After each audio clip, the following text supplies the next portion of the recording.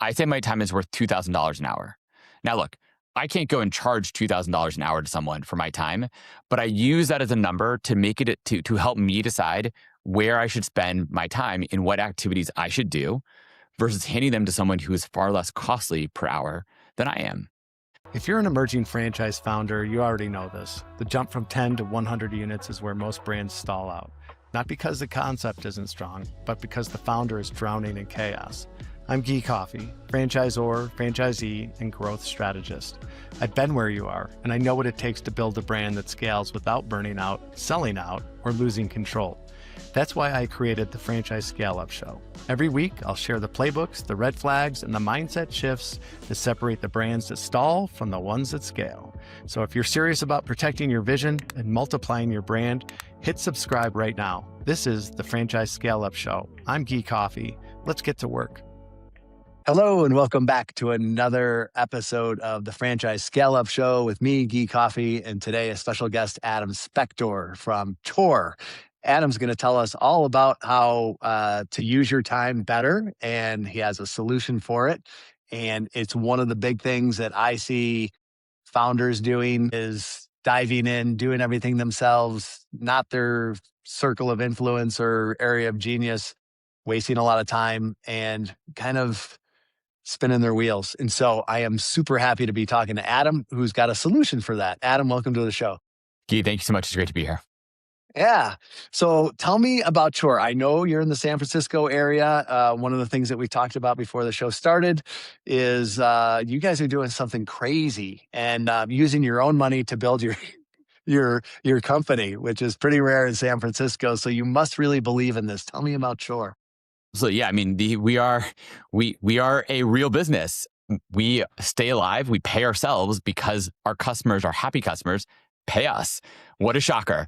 Crazy idea. This is my fourth company. So I've had the privilege of investing in over 200 companies. This is my fourth company as well. So I've seen a lot of the venture-backed stuff, and I've had a bunch of venture-backed companies myself. But with Chore, we went in a different direction, and we just said, this can be venture-backed, and it might be someday, but it doesn't need to be. Instead, we just want to build a really high-quality business solving a problem that has essentially been unsolved since the rise of the modern corporation with the East India Company that was the first sort of modern corporation. If you think about it, back when the first corporations were started 400 plus years ago, there was somebody with like a ledger who said, oh, you worked this many hours, here's your money. And they would hand you, some coins. It's not all that different today. It's someone in the company, an HR person, a founder, who's, it's on your computer and says, oh, you worked this many hours? Click this button, here you go, get paid. That's insane to me that we have not solved for this. We've not built automations to take care of all these things. And so that's what we are solving for at Chore, is essentially the ability to delegate away your entire back office operations so you can get back to doing what you do best as a founder and where you can make the most money and have a highest chance of succeeding. All right. Well, it sounds great. How do you guys do that? Yeah, look, the short answer is we assign what we call a fractional chief of staff to each one of our customers. We actually call them, we like to think we're funny, we call them your chief chore officer, so your CCO, and they get assigned to you. They are like your fractional chief of staff to literally run HR, compliance, and finance. And then for some of our customers, equity as well. And it literally is like, I have a team, they need to get paid. We have all these letters from different states, all this compliance stuff. I don't want to deal with it. I'm going to hit it to Chore. You run all this for me. Your job, instead of me having to hire someone or learn it myself, your job is to figure out how to do this well, which we've done. We have 500 plus companies we've worked with. Go do this job well, get it done, and run our operations. I don't want to have to think about it again. And I'll give you an example of this, right? A bunch of examples. I think we would all agree that to run a successful franchisee, you need electricity, right? That's presumably we can agree on that one. Yeah. Cool. So that's a critical component. That is literally, you need that electricity. You can't run your business. How many of the franchisees do you know that have their own power plants? 0. Right. Most franchisees also probably have an online presence of some sort, a website, something, you name it, right? How many of those franchisees have a web server in their garage? Pretty close to 0. Might have 1 or 2 kooks. Well, but why is that, right? Why are we not making our own power? And why are we not building our own web servers, even though those are critical to the success of our businesses? Because other people are better at it and they can do it more efficiently. They can do it more efficiently. Now, look, to be clear, if you were using 100% of that server and you really good at security, a few other things, there might be a reason to build your own server. Maybe like Netflix has a lot of their own servers, but they still outsource a lot of their servers to Amazon. 99% of companies, that is not your core competency. It is not the thing you're good at. It's too costly for you to do it. It feels cheap at the time. You're like, well, I can just go buy an off-the-shelf server, online, install it in my garage and run my company off of it. Yes, you can, and that feels cheaper, right, than paying AWS a fee that's higher on a daily basis than you would pay for your own server. But in reality, there's all these other issues that are taking place, right? Security, uptime, upkeep. None of those things are your core competency. And so you can decide, do I want to spend time maintaining my server or maintaining my own power plant, or outsource it and delegate it to experts and go back to doing what I love and why I started my franchisee. Right. Operations are the same.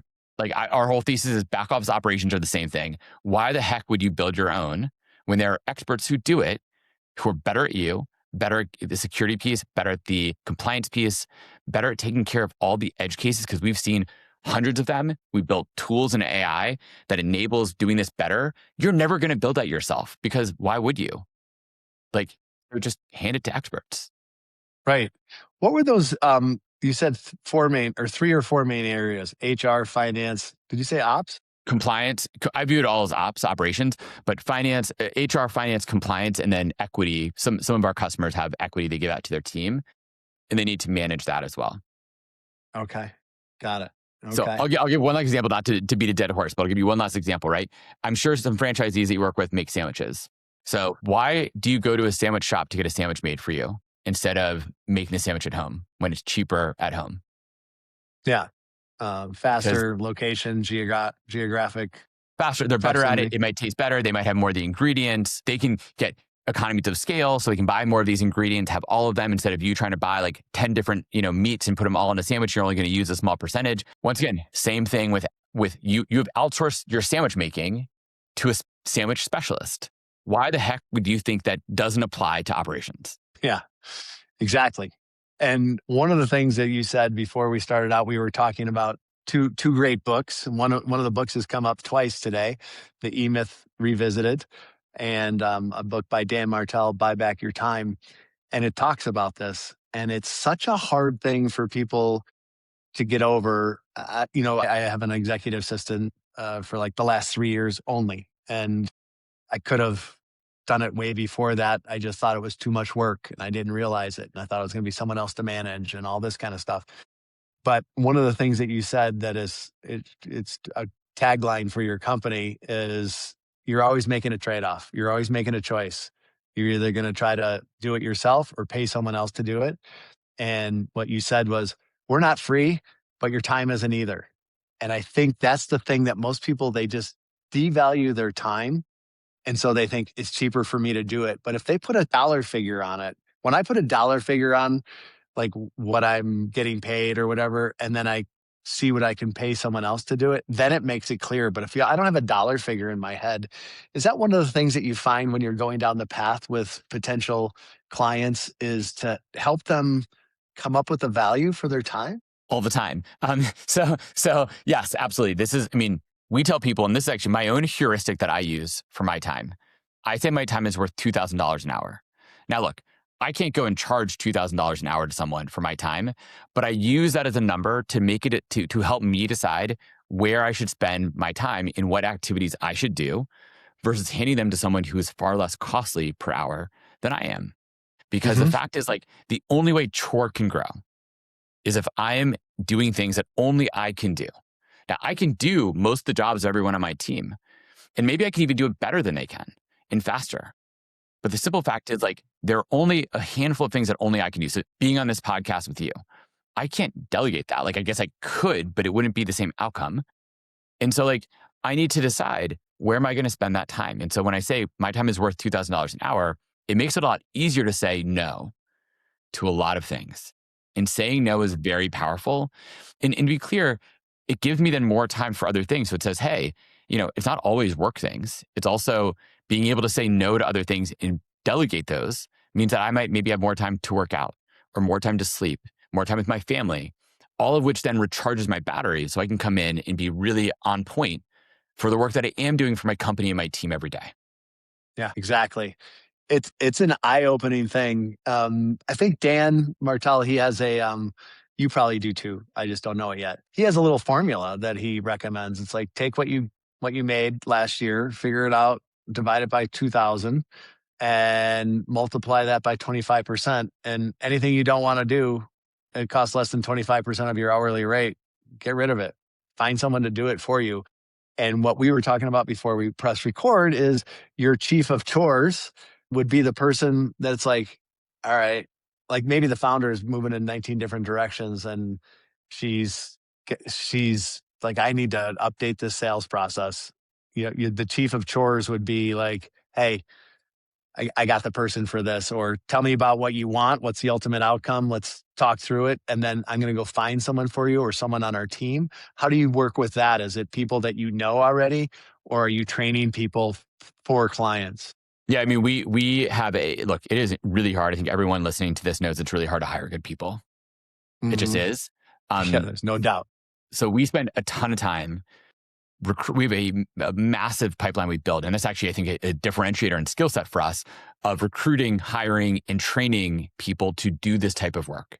It is really difficult to find these types of people who are good at this work and then give them the training that they need. Once again, like this is another reason no one should ever hire internally for this role at all. So then it's only a question of you doing it yourself as a founder. But yeah, we have a whole pipeline for how to hire, how to train, how to recruit, and build this up right. And then it leads to, we expect great outcomes. And one thing you said, people also think like, oh, this is a lot of overhead and oversight to manage someone. And it's like, no, it's not. Like if you're bringing out a company and tool that does it well, it's not hard. I'm using my example once again of your power company. I don't have to manage the power company. Yes, I have to make sure they can hook up the power to my house. But like beyond that, I don't manage them and tell them how to do their job. I just know I receive power to my house every day. That's what a good vendor should be. Yeah. Yeah. Like, don't tell me about the sausage making. Just make sure it's. I don't care. Just get it done. And get it done. And if you don't get it done, I will fire you and find someone else. I mean, same thing with the internet provider that we use, right? If the internet provider isn't doing their job, I will go get Starlink or I will go get a different one. And like that is the whole nature of hiring vendors to do the job instead of a full-time employee who you have to recruit, hire, manage, train. It is so costly. Keep your fingers crossed that it's the same person that went through your interview process is the person that shows up on the job. Sometimes that's 100%. Not the case. Well, that's right? Part of having a good hiring process, though, is making sure that it's generally more often than not the case. Yeah, exactly. So when you started this out, was it you alone or you with a co-founder or some people that you know and have brought from other companies? And what did that look like when you're like, I've got this great idea. I'm going to put it in play. What was the first day? What did that look like?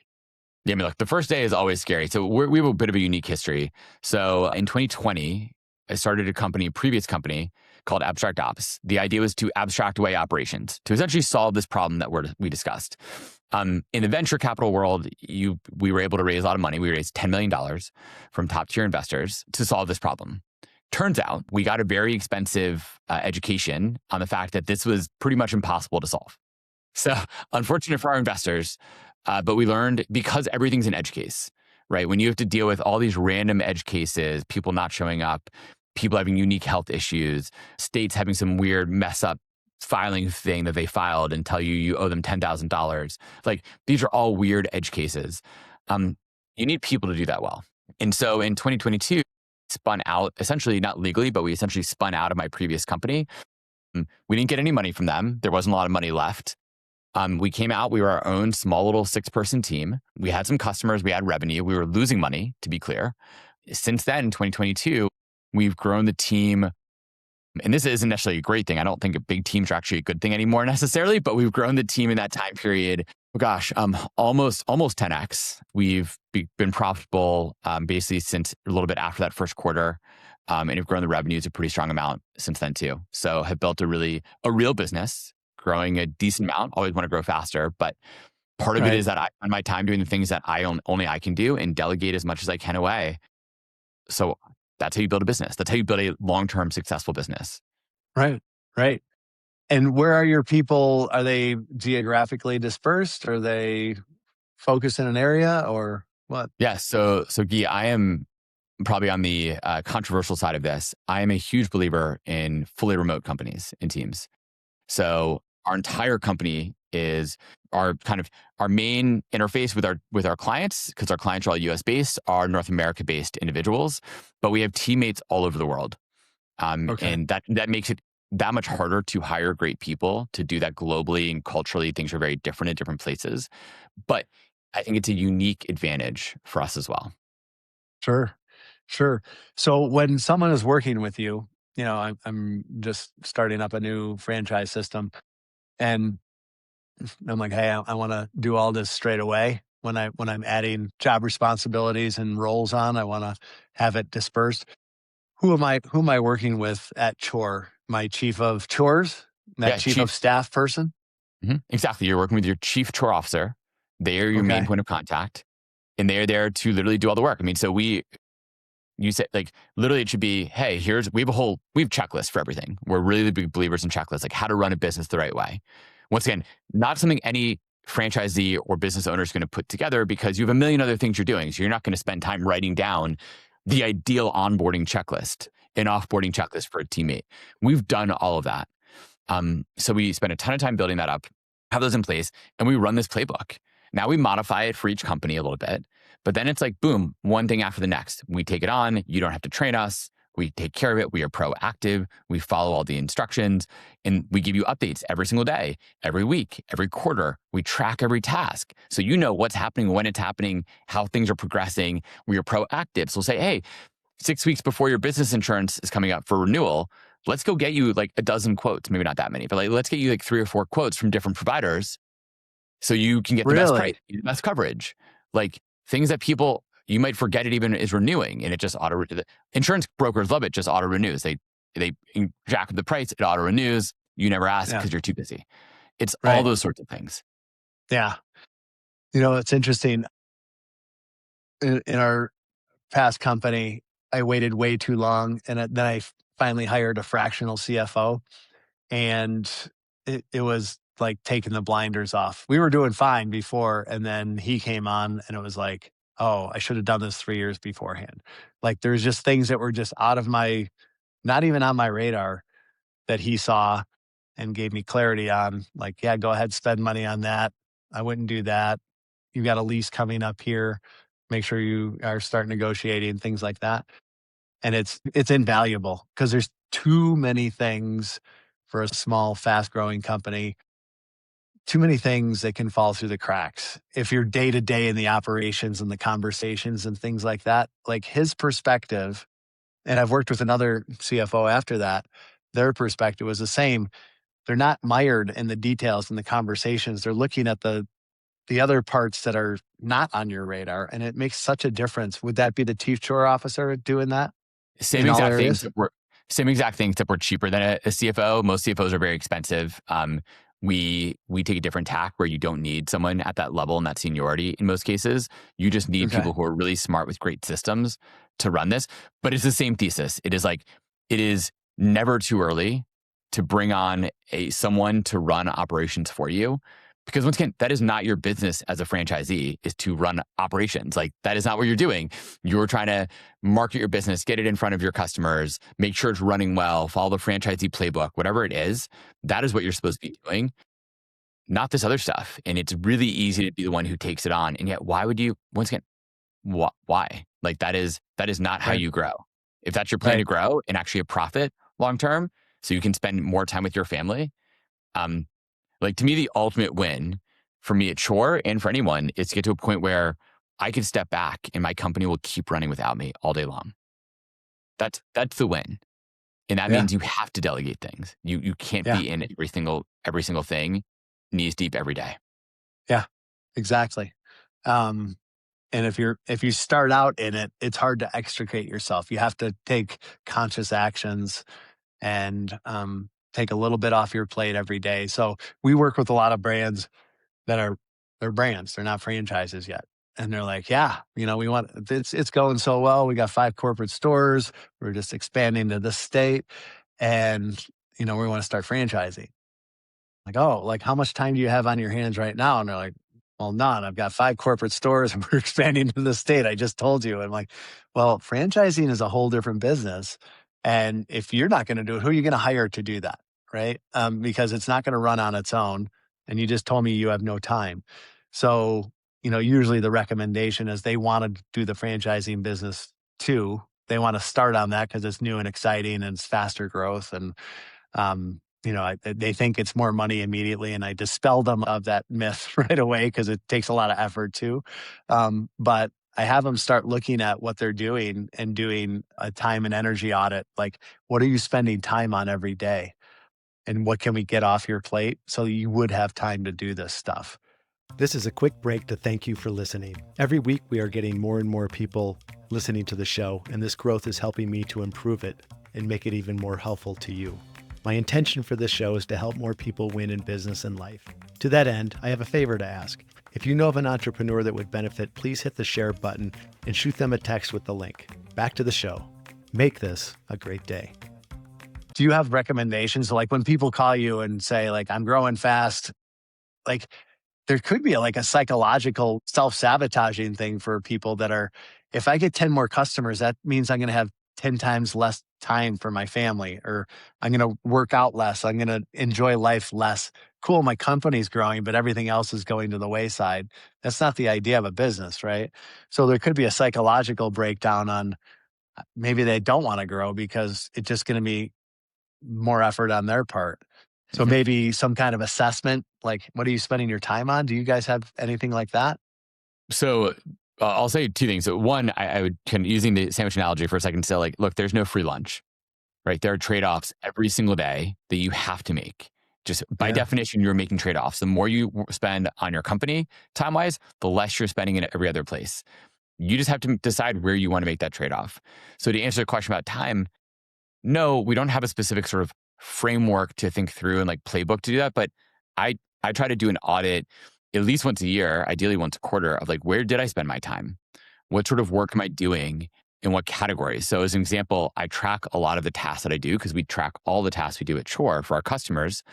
I try to track it and then say, how much is spent in sales? How much is spent in marketing? How much is spent in operations? How much is spent in management? And I try to think through those things.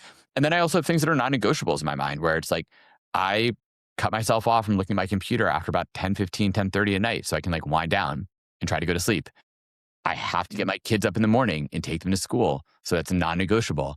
I want to find a little bit of time, at least 2 or 3 days a week to work out, things like that. But I've also delegated other things. So a simple example of that would be some people love doing laundry. I don't get pleasure or joy from doing laundry. And it takes a lot of time, especially when you got 2 kids as well. Guess what? I take my laundry to a wash and fold place and I pay them to wash and fold my laundry. Done. A little bit of money and a lot less burden on you, and not doing something you don't like. I have all that time back to spend it with my kids or to do more work if I need to instead of folding clothes. Like that is, I can delegate that to experts. They have lots of wash and fold machines. There's people there who are experts at that. Why would I do it myself when I don't need to? Yeah. $2,000 an hour is pretty expensive laundry guy. Correct. And that's exactly right, Guy. And that's where we all need to be thoughtful about, once again, how and where we spend our time and on what we spend it on. Yeah. Yeah. So who is Chore's ideal customer? Like, is there an avatar that like, hey, this is the perfect person, or this is this perfect vertical, or this is the perfect growth or company size for someone? Yeah. I mean, to be a client of yours. Absolutely. We see companies, kind of company size, anywhere from about 5 to about 50 FTEs. In many cases are kind of like our ideal size. We also have some companies that are pretty big, like 100 plus FTEs. And for them, they're actually looking at their profitability numbers. So they're saying, I can hire Chore to go do this work, and Chore is going to be 50 to 75% lower cost than my full-time teammate that I had before. That teammate gets sick, they go on vacation, I have to manage them, all these other things. Chore's cheaper, Chore has more process in place, Chore is probably better at this work. So I'll go hire Chore. And then same thing for those companies that are growing, where they reach a point. I mean, I have an example of a founder who they haven't started working with us yet, and I don't quite know why. The founder told me that he's doing over 40 hours a month, like in his mind, which means it's probably more than 40 hours because founders are notoriously bad at tracking. But like he thinks he's doing at least 40 hours a month of operations work. They're almost a 50-person company. That's at $2,000 an hour. That's $80,000 essentially of his time that he spends on operations. We are so significantly cheaper by comparison, like 90% lower cost. That it doesn't make sense. But he's like, but I need to save the money. I'm like, why? Like, I get it. Like, but you need to be willing to invest. You're going to go hire these other people for things. Why would you not hire experts in this? And why do you think you need to keep doing it? So not everyone gets it, but yes, that's a company size. You should all work with us. Basically. So five Actually, at the lower end, and over 100 is fine too. Mm-hmm. Yep. Okay, great. And we'll have everything so that people can contact you directly and check out your site and get more information. Is there anything else that someone should consider if they're going to reach out to you? Anything that they should have in mind, or something that they could provide to you to be like, hey, you're a great fit for us, or maybe not right now? Yeah, I mean, look, the key things would really just be team size wise. We also do lots of finance. We do accounts payable, accounts receivable, bookkeeping, taxes, all these different pieces. Okay. Whatever we can help with. The whole idea is like we should be able to be kind of a one-stop shop to some extent for your operations, to run it all end to end and have sort of one team to focus on to get the answers you need to run it. Just once again, like the same way you have one power company or one internet company, you just want one sort of team to focus on to get you that answer. And keep things running smoothly. That's, you hire us to make sure it runs smoothly and you don't have to stress about it ever again. Right. And so going back to my analogy, I'm hiring Chore, to help me build out my team. I would be interfacing with one person there at Chore. But if that person was sick or went on vacation for 3 weeks, I would have someone else that has a knowledge of my company. Yeah. So Guy, this is a great example. Actually, thank you for bringing that up. So we actually literally had a teammate who got hit by a bus. Seriously, got hit by a bus straight up. He's okay. Thankfully, he's fine. He's back with us fully. But he was out that day. Obviously, like his girlfriend called us and was like, this guy's out. We don't know how long. We don't know what the status is, all these other things. The next day, all the clients he was working on had someone new taking care of everything for them. Because everything was documented, because we had very strict systems in place, everything was up and running right away. Our clients didn't miss a beat because he got hit by a bus. Tell me how many companies that you know and franchisees have that sort of redundancy in place. My guess is none. Zero. Yep. Yeah. So yeah. Good point. What we do. Yeah, good point. Okay. Well, geez, Adam, it sounds like you have a great solution. It's going to be a perfect fit for some people. I think it's really, really admirable and unique that you're doing this because you came from venture backed and you're doing this bootstrapped and you have over 500 clients and you've been doing it and keeping people on board. So kudos to you and your team for doing what you're doing. And I think this is the way of the world going forward. Where there is redundancy in every position. There's systems. Because the other thing is just, and another selling point for you that you just mentioned is that because you are an outsourced supporter of the system, you have to document virtually everything. And there's communication loops that are tracked and there's thought processes and everything is not in one person's head. It's in a system. Because of the remoteness and because you're an outsourced person and you have to be showing value, an outsourced organization. That I'm just thinking like, that's huge because as an emerging company grows, like we have a CFO, a rock star, right? But everything about it, besides email trails that are all over the place, is in that guy's head or gal's head. And if he decides to leave, we're like, oh, let's go check the emails or, our CRM, but it's not something that's, he had to record everything in order to get paid, basically. Yeah. This is a pet peeve of mine in that, the perfect example, right? If you think of every founder and everyone listening to this, and sounds like yourself as well, Guy, the back office work lives in someone's head. So unlike lots of other processes where it's like sales teams, you have a CRM, you're tracking everything. Yep. Everything else just lives in someone's head. And that is insane. We live in 2026. And the fact that that the status of projects and processes and systems are just in someone's head, and you don't forget even the redundancy part. The fact that you won't be able to go ask the CFO, hey, I want a status update every week or every day of all these projects that you're working on. Like, it's in my head, like, trust me, it's moving. Give me a break. No, I don't want to trust you, but I want you to show me what your progress is, how much progress is happening, what is the update. Like, that is the world we live in today. It's not that, oh, it's just my email or somewhere else. You need to document what you do when you do it. What is the status? That is an expectation. Just that, once again, franchisees, you're having all your people check in hourly, check in, check out, all these other things. You know what they're doing. Why would you give a pass to your CFO or to yourself when it comes to operation? Yeah. It also makes it possible for you to step out and things to keep on going. So, no, great. I mean, it's something that you deal with every day. So I'm sorry it's just dawning on me, but I just love the idea of having to have all that in a system. And then it does make it a lot less traumatic when someone on your team leaves, because you're like, even if they leave on great terms, it's like, are we getting everything that they've done for the company and the reasons for it and all that kind of stuff? So I'm sorry, it's just dawning on me. I think it's just a huge other value in your proposition. Well, yes. And thank you for all the positive vibes. I mean, like, this is exactly it, right? Once again, why even hire that CFO? Why have this person who you rely on, who is a sole individual to rely on? I think, no offense to CFOs out there, that is also an old model in many cases. Most companies do not need a CFO. You might need a CFO for a few hours every month to make sure your books are in place and that you have a good financial model. You don't need a CFO to manage all these other pieces. You need a system and a team that can go do it for a price point that is completely fair and reasonable. And most CFOs are overpriced. They're sole individuals doing that work. That is, once again, crazy. It's the same thing as saying, I'm going to have my own server in my garage. Right. Why? We're in 2026. We're past that. Yeah.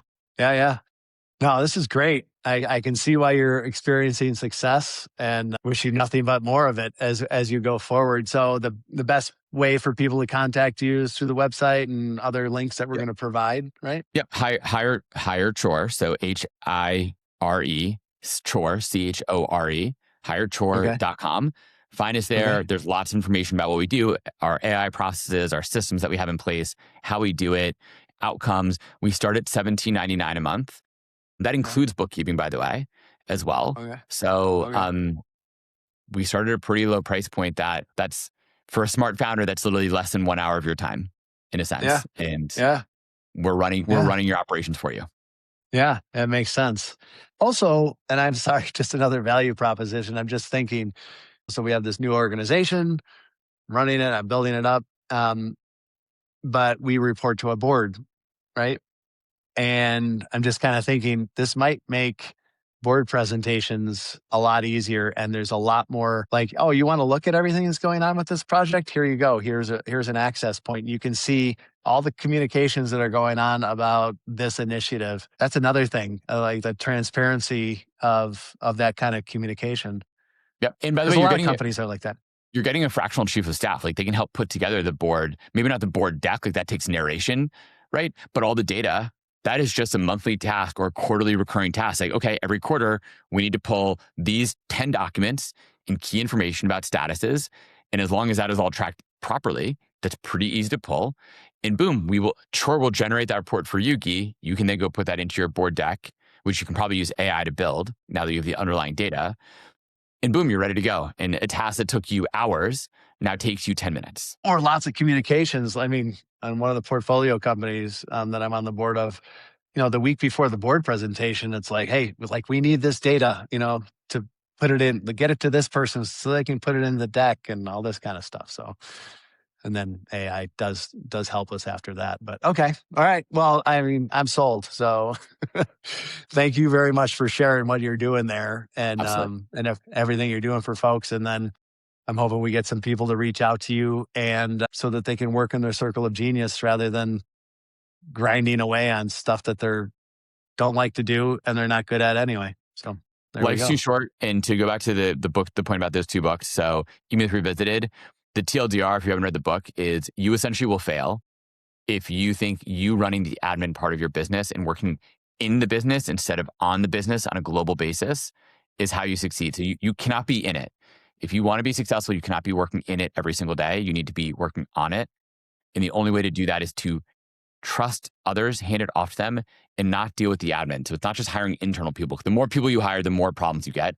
So I would hire fewer people, hire more contractors, have them contract with outcomes that you expect in SLAs, and be done. Yeah, exactly. Yeah. Well, it sounds great. I can see why you're experiencing success. And thanks so much for sharing your time and what you're doing here. So hopefully we get some people to reach out to you. And maybe if they don't even reach out to you, maybe it's like, hey, I've got a thought in my head, and when the next time they're doing payroll at 9:00 at night and not putting their kids to bed or something, they'll be like, there's a better way. I've heard about it. And thanks to Adam Spector. Yes. It's a chore, exactly. And look, I have a link on my LinkedIn profile that is easy for people to schedule calls with me. So if I can be helpful, just jump on a call, talking about anything business-wise. It doesn't have to be about chore stuff. I've seen a lot of different things. Happy to have conversations there. My general thesis in life is the world is a better place with more entrepreneurs. Obviously, more successful entrepreneurs is even better. So if I can help make that the gift I give to the world and give back for lots of help that I've received in my time, that's a win for me too. Yeah. We're totally aligned on that. I feel the same exact way. That's one of my missions. So, all right, Adam, thank you so much for being on the show. Really appreciate you. And we'll provide contacts for you to all the people listening. Thanks so much. Excellent. Thank you, Guy, for having me. All right. Take care. That wraps up today's episode of the Franchise Scale Up Show. If this gave you a strategy you can put into play, please share it with one founder who needs the help. You might save them months of pain. If you're ready to go deeper, whether it's building your support infrastructure, accelerating territory sales, or preparing for private equity, go to guycoffey.com. That's GUYCOFFEY, and book a free franchise growth strategy call. I only partner with founders who are committed to scaling without losing control. If that's you, I'd love to connect. Until next time, protect your vision, move fast, and scale smart. I'm Guy Coffey. Talk soon.